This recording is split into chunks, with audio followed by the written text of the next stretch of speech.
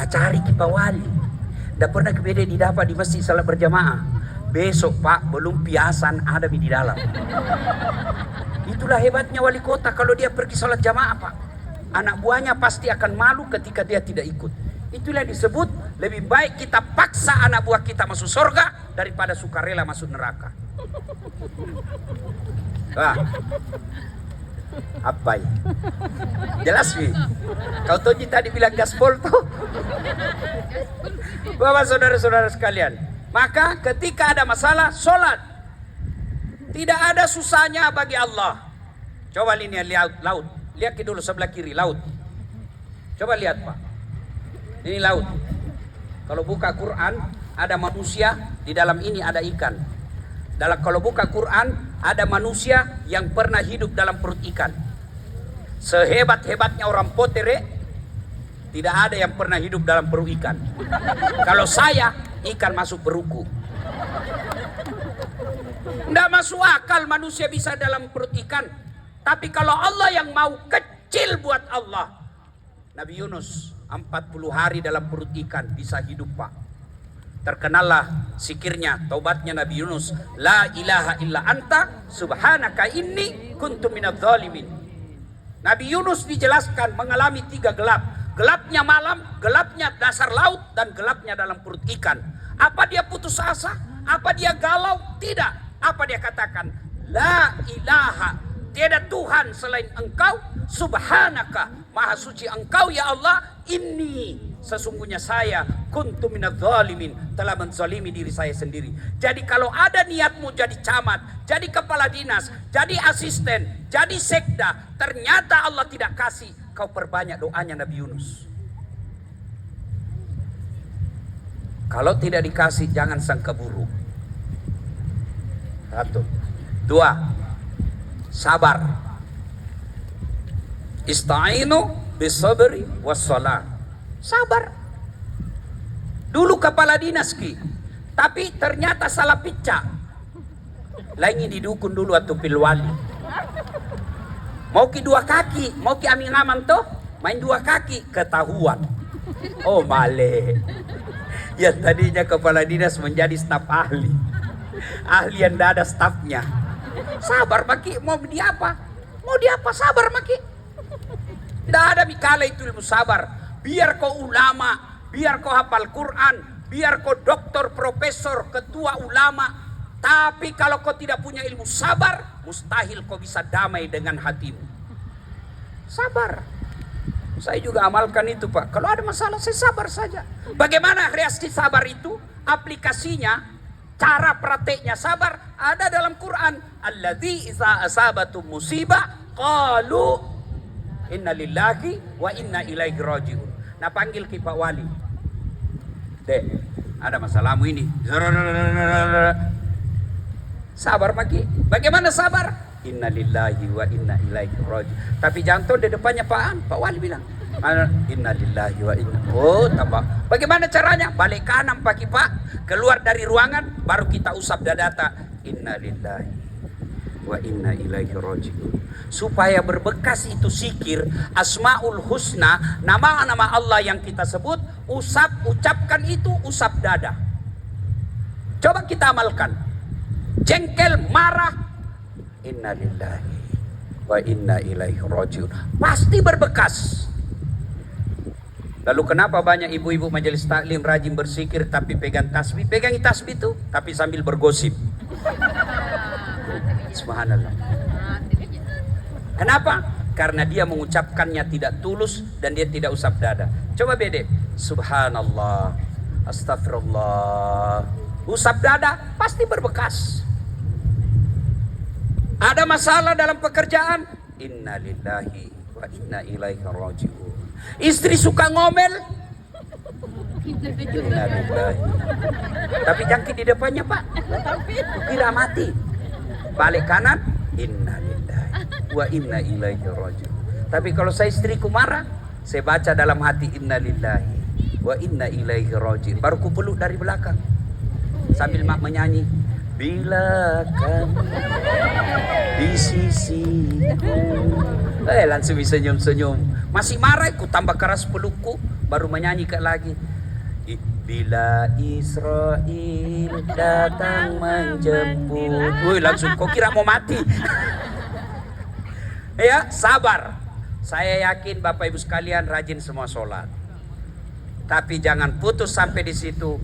Ayo sholat berjamaah. Pak, kalau mau belajar tentang masyarakat madani, belajar dalam sholat berjamaah. Apa maksudnya Ustadz? Coba lihat. Sholat berjamaah, namanya berjamaah pasti lebih dari satu. Berarti kita kumpul. Orang kalau berjamaah pasti beda-beda Pak. Tapi meskipun kita beda, tidak boleh pakai bahasa masing-masing.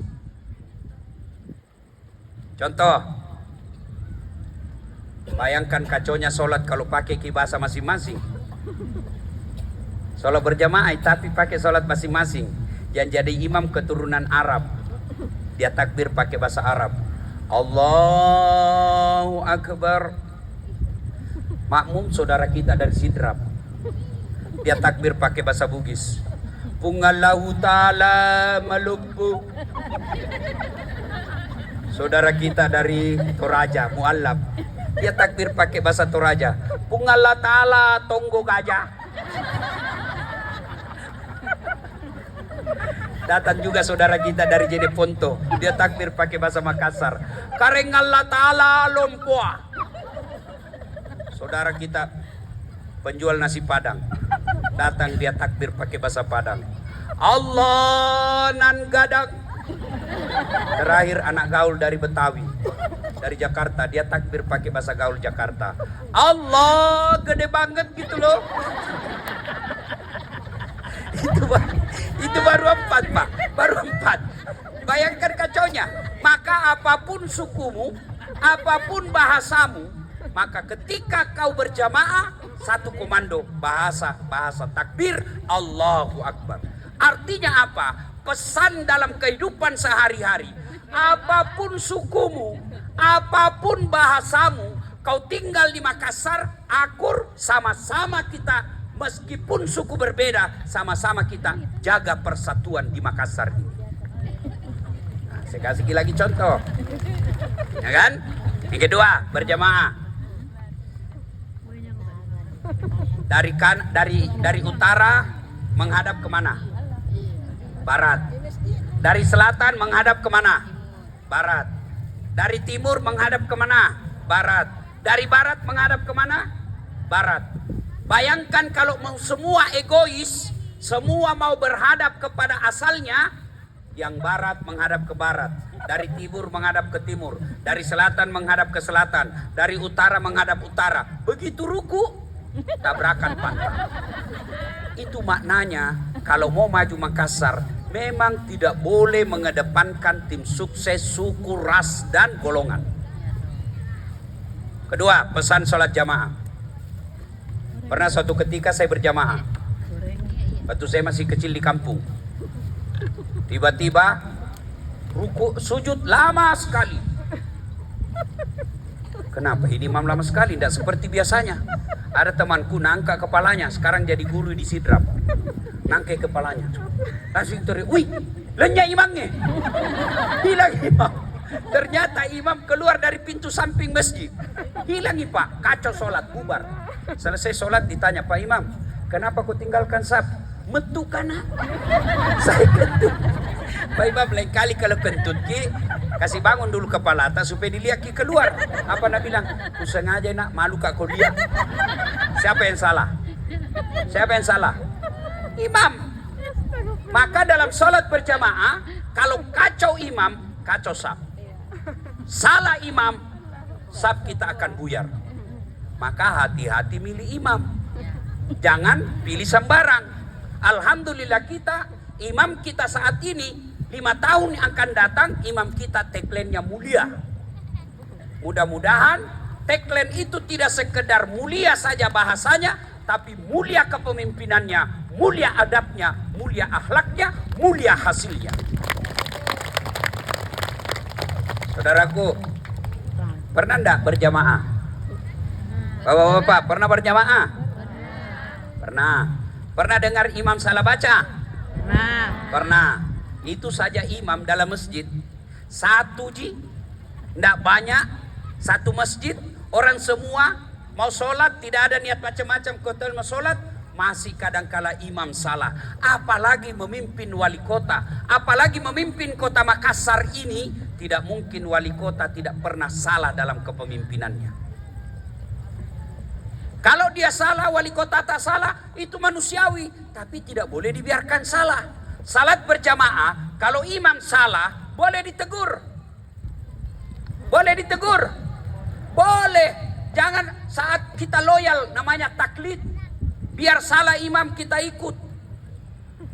Mestinya ruku, imam sujud, kita juga sujud. Sama-sama kita salah, ayo salah sama semua. Tidak boleh. Kalau imam salah, kita orang Islam loyal kepada kepemimpinan, taat sama pimpinan, tapi kita punya hak untuk menegur ketika pimpinan kita salah. Bagaimana cara tegurnya ketika imam salah? Mestinya sujud, mestinya ruku dia sujud. Apakah cara tegur? Woi Pak Imam, salah kok? Tidak. Apakah kita dorong kepalanya? Woi salah. Apa kita tendang? Bodoh memang ini. Tidak. Siapa yang tegur? Ini namanya muballaga. Mana itu muballaga? Sebelah kanannya imam belakang. Kalau bapak dengar itu di Masjid Haram atau kalau Ramadan Masjid Raya Al-Markas, ada biasa itu imam bilang begini toh. Kalau imam bilang Allahu Akbar, ada yang berteriak Allahu Akbar. Sami Allahu liman hamidah. Rabbana lakal hamd. Itu muballaga. Siapa muballaga? Anggota DPR. Maka anggota DPR ketika wali kota menaikkan pajak tak lewat-lewat, bicara kau anggota DPR. Jangan kau diam. Saudara dipilih bukan di lotre. Meski kami tak kenal siapa saudara. Iya toh?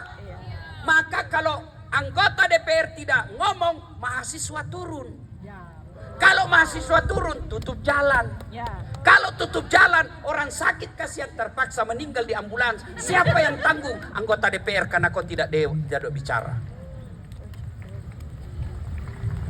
Boleh ditegur, tapi cara tegurnya bagaimana? Subhanallah, maha suci Allah. Bukanlah subhanallah, kau tegur imam. Salah kau. Bukan subhanallah itu. Dan siapa yang tegur? Tidak boleh semua tegur. Kenapa? Bingung imam. Bayangkan kalau imam salah, tegur desa kanan, tegur sini, tegur kanan, tegur paling ujung, bingung imam. Yang mana mau ku dengar ini? Makanya anggota dewan yang ngomong, bukan semua kita, bingung ki. Jangan ada berjamaah nak tegur imam. Ruku, mestinya ruku dia sujud. Langsung dah bilang jamaah, dia bilang, Pak Imam salah kok. Langsung dah bilang salah, salah kau juga, bicara kau. Langsung Nabi bilang sampingnya, iyo di, bicara orang batal sholat. Langsung yang keempat Nabi bilang, batal semua sembayammu. Terakhir Nabi bilang, untung saya tidak bicara. Ini belen-belen jadi ini Pak. Ya, makanya itu muballaga. Anggota DPR ngomong. Bagaimana caranya? Ngomong dengan mengucapkan subhanallah. Tegur wali kota bukan dengan membuli di medsos. Tegur wali kota bukan dengan memaki di medsos. Tegur wali kota bukan dengan bakar kantor wali kota. Adik-adik yang ikut demo, dengarkah ini? Sama-sama kita warga Makassar. Bekerja mau dulu baik-baik, kita bantu Pak Api ya. Kalau ada yang kita tidak senang, kita sampaikan dengan baik. Dan hebatnya Pak Wali Kota ini, Ibu Wali, baiknya Ibu Alia, Pak Api, terbuka di WhatsApp, insya Allah bisa dibalas. Bapak mau ketemu beliau, datang saja di masjid berjamaah. Demikian, laqad kana lakum fi Rasulillahi uswatun hasanah. Sungguh pada diri Muhammad itu terdapat contoh teladan yang sangat baik. Mari kita contoh Rasulullah sallallahu alaihi wasallam. Awal sekali dari semua itu, kita biasakan diri kita hidup sholat berjamaah. Kalau tidak bisa 5 waktu, adalah dalam 1 waktu sholat, minimal maghrib dan subuh, kita datang berjamaah. Demikian, usikum wa nafsi bitaqwallah, fastabikul khairat. Assalamualaikum warahmatullahi wabarakatuh. Salam. Baik, luar biasa tadi. Boleh kita aplaus.